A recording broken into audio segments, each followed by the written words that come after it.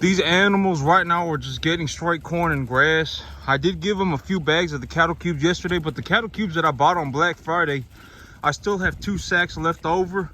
If y'all can see inside the feed trough, they got the straight corn in there. And the thing about okay, so I figured I'm just gonna give these animals straight corn, and if they start having digestive problems, I have ionophore. I have feed that has an ionophore in it, and so I have a medicated feed that if they start bloating real bad or if they start having real bad acidosis, I'll just feed them some of that medicated feed. And so right now, okay, so these animals, when they get put out on the pasture, when I put them out on grass, what I do is that I look at the time. I time how much they I give them a certain amount of time on the grass, because I take a look at the time. If the when the animals start eating and when they stop eating, I take note of it. So this morning they were out on the grass for like 32 minutes, a half an hour. And so you know, they after about half an hour, about half of the herd went walking off onto the hay, and they started messing with the hay bales and started rubbing their head on the hay and stuff like that. And so I said, okay, they're probably full. And so yep, I put them out on the grass for half an hour this morning, and I got them on corn. And right now I would say that these animals, about 75% of their diet is grass and about 25% of their diet is corn. So these animals right now, they're eating just straight grass and corn. That's all they're getting. I'm not feeding them anything else. And yep, I still have a couple bags of the cattle creep cubes that I bought on Black Friday. I still got a couple of bags of that. And I'll be okay, so I was taking a look at everything. So on my last lot of cattle, right? Okay, so about a month or two ago, I was looking at my bank account, and you know, I had something about $85,000 in my bank account. You know, because I had just sold a whole bunch of cattle, and I had taken a $30,000 loan from the bank. And so right now I'm working with about $35,000. That's about all the money I got left. And here's the thing, I'm not well, okay, so I always take time out of my day to acknowledge the things that I do right. Because if I'm not going to just sit here and think about the things that I did wrong. I'm going to sit here and think about the things that I did right as well. If I had gone out and bought an F350, you know, I've been talking about this F350 for months now, right? And if I had gone out and I had bought that F350, I would have gotten freaking wrecked. Right now, because if I want to buy the F350, the only way for me to buy the F350 is to take money out of my cattle business, right? And so, you know, with everything that happened, because I bought corn, I bought hay, you know, I bought cattle, it cost me about, I spent about $15,000. I invested about $15,000, it was about 10 to 15. It wasn't quite 15. It wasn't quite 10. On cattle feed. I bought the corn, I bought hay, you know, I had bought soybean hay as well, and I also bought corn stock bales. And so all that cost me, I invested about $15,000 to purchase all that. But cattle feed, the thing about cattle feed is that cattle feed is also a tax write-off. And so, you know, when I purchase cattle feed, I also get a write-off on my taxes, just as if I were to go and purchase cattle. And so, you know, on my last lot of cattle, I made, you know, I still got some animals that need to go to market. And so far, I've made probably about 50,000, about 45,000 but I still got some animals that need to go to market. I've been meaning to take animals to market, but I can't really, you know, it's real difficult to load them up on a trailer when it's real muddy. You know, if there's a lot of mud, I can't really pull a trailer back here or I'll get stuck. And, you know, it's just kind of a mess to load these cattle up when it's muddy. And also, I have a lot of grass. If I take all of my big animals away from this field, the grass will grow uncontrollably. And so, you know, right now, and even the big animals, if they put on more weight, I mean, it's not like I got a 3-year-old animal out here, right? I mean, these animals are still young. You know, a big boy and tubes, they're a couple of my biggest animals right now.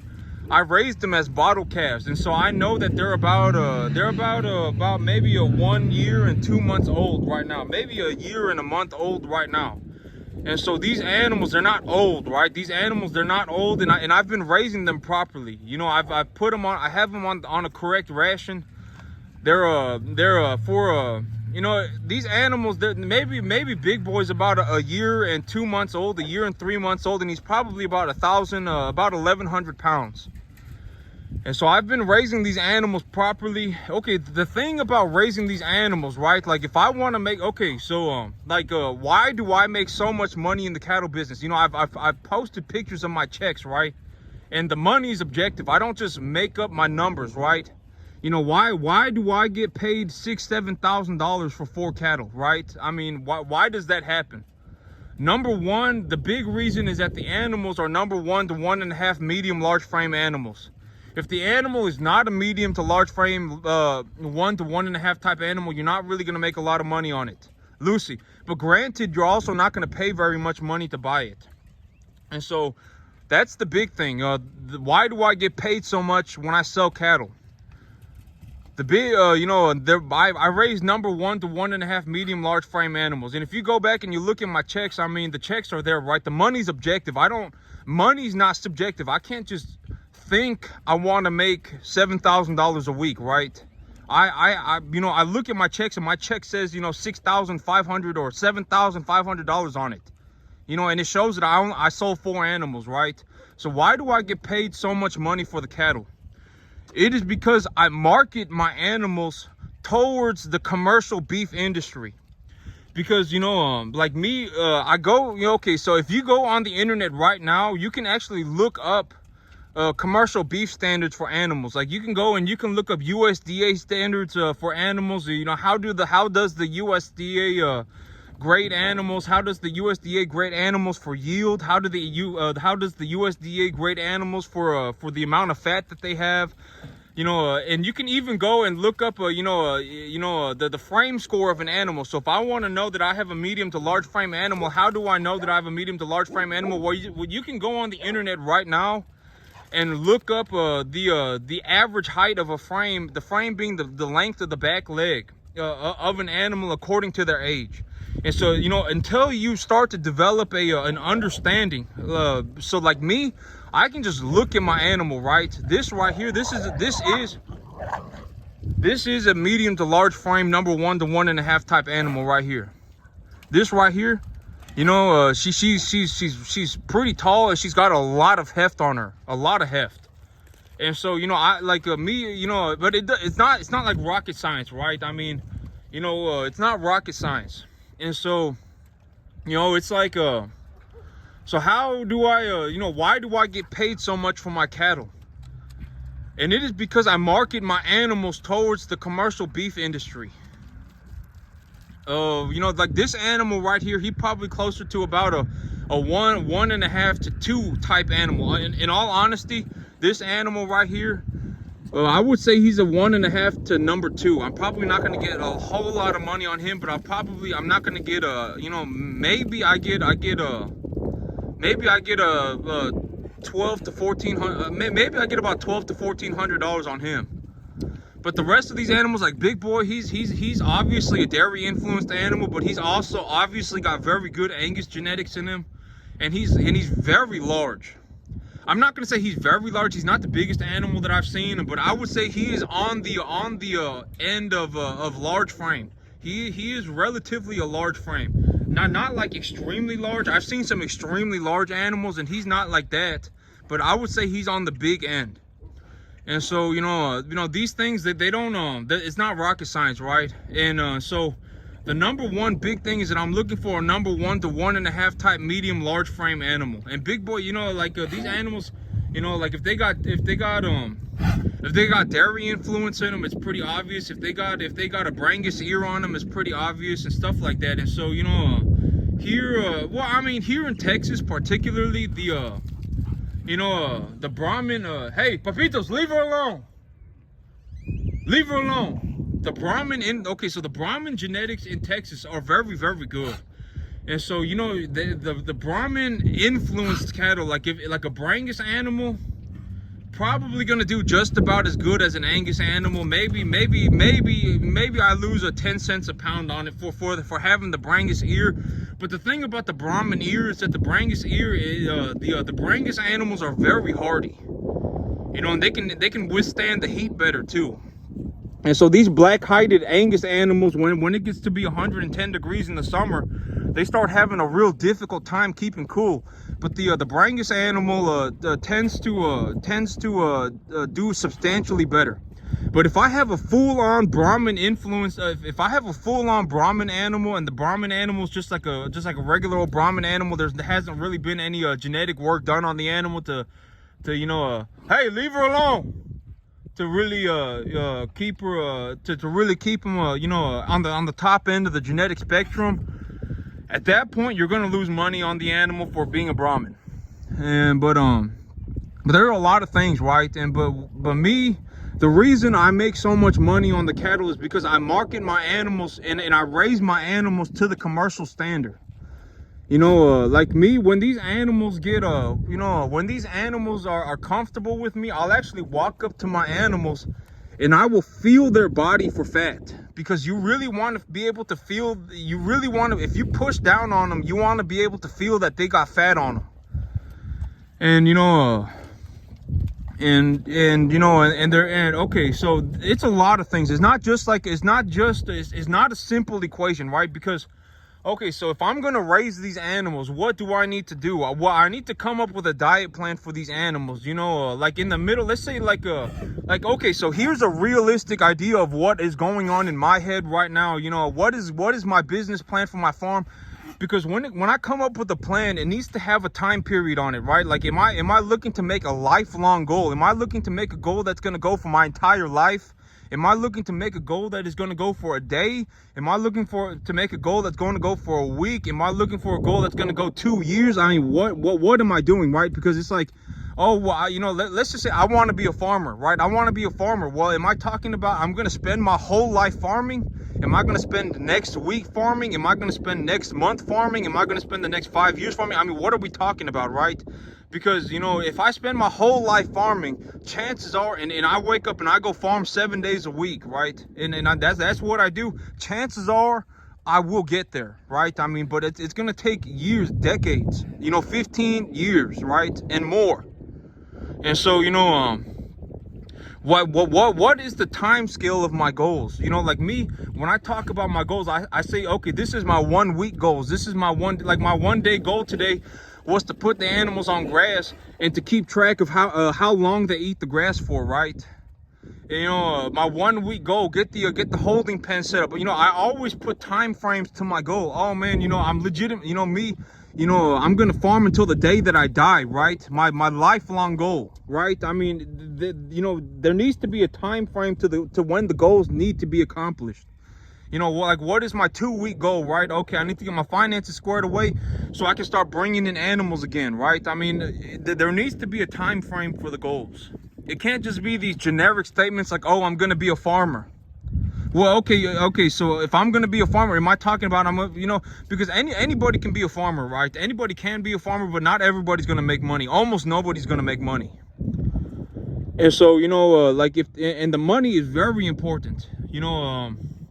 I don't know how else to say that.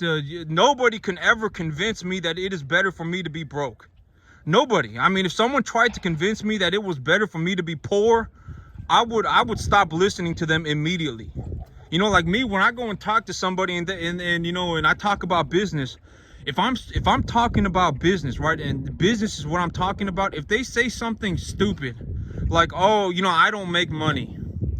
Oh, this is just, like, this is a business, but I don't make money. I would run for my life. I would never talk to that person again. Because, business, you got to make money. Why start a business if I'm not going to make money, right? And so, I mean, nobody could ever convince me that it would be in my better interest to be poor.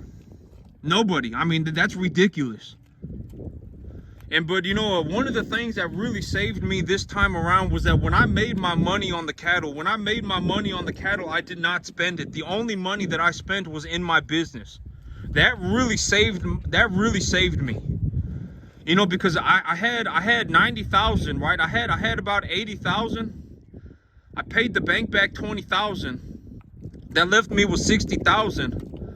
Oh, wait, no, I worked the numbers. I ran the numbers last night and this morning. I ran them very thoroughly, and I'm working with about $30,000 to $35,000 right now. That's about how much money I got.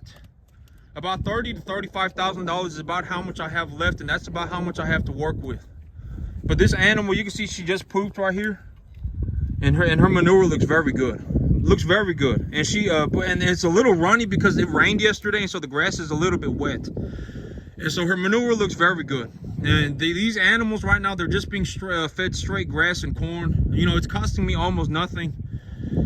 And you know, but the thing that really saved me this time around in terms of my budgeting, that I did very well, because okay, so business is a multi-dimensional thing, right? Like I run my cattle, I grow my grass, I also have a business, right? You know, I also have a business, and the big thing about business is that I need to take a look at the numbers. And so I really saved myself. I really saved myself by not spending the money.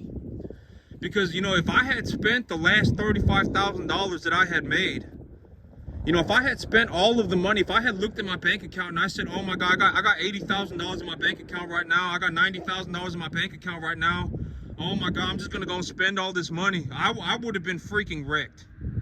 But the only thing that I bought was corn, hay, and more cattle. That's the only thing that I bought. And so I still have about 35,000 left, and I can rebuild my farm. But here's the thing, right, is that at this point I am playing for keeps.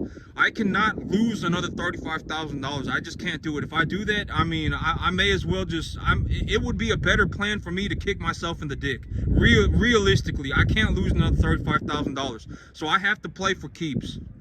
You know, but I think I'm about ready to go. You know, I've come up with a lot of new things. You know, I have new onboarding protocols. I have a system in place for how I'm going to run my cattle, etc., right? And so, you know, I'm about good to go. It's gonna take me about 2 weeks to get rolling.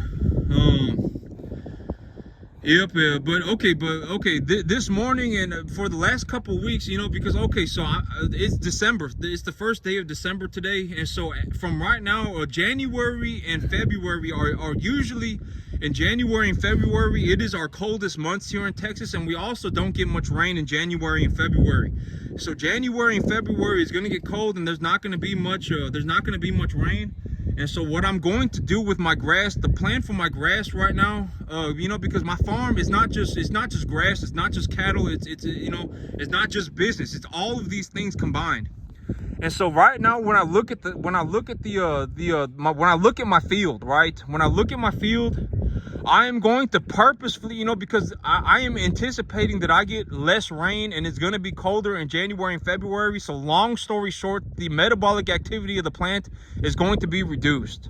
The metabolic activity of the plant is going to be reduced, and you know, over the next couple of months, I am going to purposefully create a mineral imbalance in my soil. So how am I going to do that? I am going to add a small bit of just nitrogen.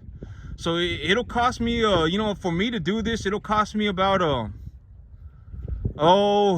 probably about, I probably need, over the next two months. So I put a ton of fertilizer. I did just go ahead and put the fertilizer on my field. I put all of it on my field. And so, you know, I would say over the next 3 months, it'll cost me about $250 a month. You know, for me to do it, for me to realistically go through with this project, it's going to cost me about $750, and it's going to take me about 3 months to do it. And I will need about 1 ton of urea. And so I'm going to purposefully create a mineral imbalance in my soil. So what I'm going to do is I'm going to just put nitrogen on my soil. And if I put just nitrogen on my soil, it will cause an increase in the metabolic activity of the plant. So the plant will grow faster. And as the plant grows faster, okay, so the thing about fertilizer, right? The thing about fertilizer is that if I put grass, fertilizer is like food to the plants. So if I eat food, I don't just take up protein, I don't just take up fat, I don't just take up carbohydrates, I also take up vitamins and all sorts of stuff, right? I take them all up at the same time. And it's the same thing with the fertilizer. The grass, it does not just take up nitrogen. It does not just take up phosphorus. It does not just take up potassium. It also takes up calcium, sulfur, copper, molybdenum, manganese, so, you know, everything at the same time. And so by creating a mineral imbalance in the soil purposefully, and I'm not going to do it by bleaching my field. What I'm going to do is I'm going to add just nitrogen. So I'm not going to provide anything else to the plants. I'm going to put just nitrogen on the field, and I'm going to put it on the field very slowly. Probably about something around 40 to 50 pounds of nitrogen a month, just nitrogen. And so if I put just nitrogen on the field, the biomass, the metabolic activity of the plant will increase. And as the metabolic activity of the plant increases, the plant will be forced to take up more phosphorus and more potassium and more sulfur, everything in unison while it's taking up the nitrogen. And I can pull all of the phosphorus and everything out of the soil, and I can just keep an eye on my and when the plant has started, okay, so if I start putting nitrogen on the field, eventually what will happen is that the plant, even though that there is nitrogen in the field, the plant will begin to grow slowly until the biomass accumulation completely stops. So the biomass if I put just nitrogen on the field and I do not provide the plants a balance of minerals, what will happen is that the plant will have increased metabolic activity.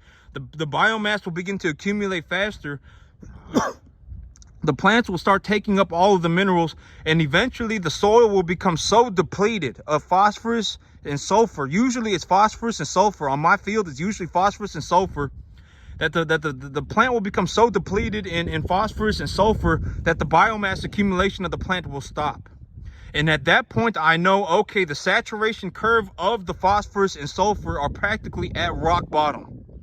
And so I can restart my fertilizer program. And when I restart my fertilizer program, I can plant my crop in the spring. You know, I can plant the pearl millet. I'll probably plant some kind of a millet. I don't really want to put these animals on Sudan grass just because Sudan grass is very good, but in the summer here in Texas, it gets very hot and very dry. And if it gets very hot and very dry and I'm growing sorghum Sudan grass, the animals could have a lot of problems on it in terms of prussic acid poisoning. And so yep, I'm probably not going to grow sorghum Sudan grass, so I'll probably end up growing some kind of a millet. But over the next 3 months, the plan for my grass, is to purposefully cause a mineral imbalance in my field, and I'm going to create the mineral imbalance in my field while the plant is accumulating biomass slowly, so I can increase the biomass accumulation of the plant over the next 3 months. I can increase it. And at the same time, I can also prepare my field for my next crop. I can prepare my field for the next crop, and I can increase the biomass accumulation of my field when the weather is not going to be when the weather is going to naturally decrease the biomass accumulation of the plant because it's too cold and it's too dry. And so that's the plan for my grass, and that's my 3-month plan for the grass. You know, I got you know, my plan for the cattle right now. I got plans made for the cattle. I've already talked about that, but this is the plan for my grass. And the business aspect of the things, you know, in terms of the money, is that right now I'm working with about $35,000, and I really, you know, I'm going to congratulate myself at this point. Because if I had looked at my bank account and I said, but this is also what I mean by if I make $80,000 and I spend $80,000, I've made nothing, right? Because all of the money that I made is gone. I mean, you know, it doesn't matter if I made $10 million and I spent $10 million, it would all be gone. I wouldn't have anything. And so I'm going to congratulate myself. You know, I was very disciplined with my money. I didn't look at my bank account and go, oh man, I got 35. I got $85,000. It's time to buy me a new truck. I didn't do that, right? I've told myself, even, you know, there was a point where I was like, I'm gonna go buy that truck. I super freaking want this F-350, right? But if I had bought that F-350 at this point in my life, I would have been freaking wrecked. I would be paying for that truck, and my cattle business will have grinded to a halt. And so, you know, I did a real good job on that. I did real good on that.